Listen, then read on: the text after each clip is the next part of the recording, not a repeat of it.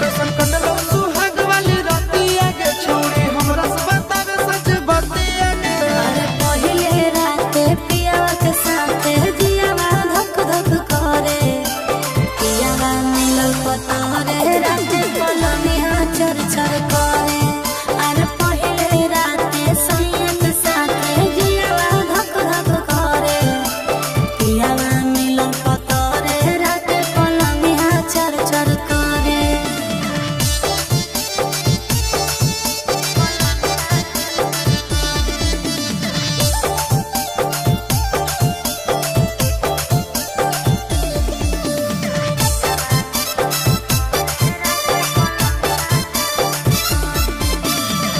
कोरा में सटा के पियावा दियावा बुताया रे, घुंघटा उठा के सैया जतरा बनाया रे।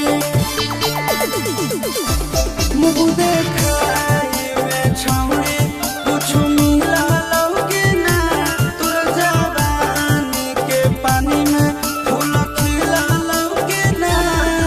अरे कबो ऊपर कबो नीचे चिजवा मोर धरे, पियावा मिलल पतरे राते पलनिया चर चर करे। अरे पहिले राते पियावा के साथे जियावा धक धक करे, पियावा मिलल पतरे राते पलनिया चर चर करे।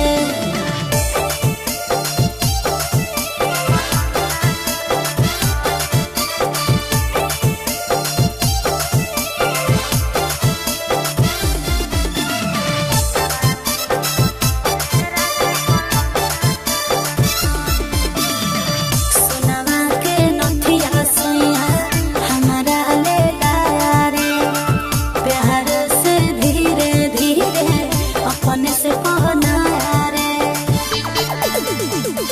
कि नंदन आशीष की सतोरा कहिला कहके ना, चंदन उठावा जुठाई के हिस्सा देला कहके ना। अरे कोच से जे टच कैला कहू जियावा मनोहरे, पियावा मिलल पतरे राते पलनिया चर चर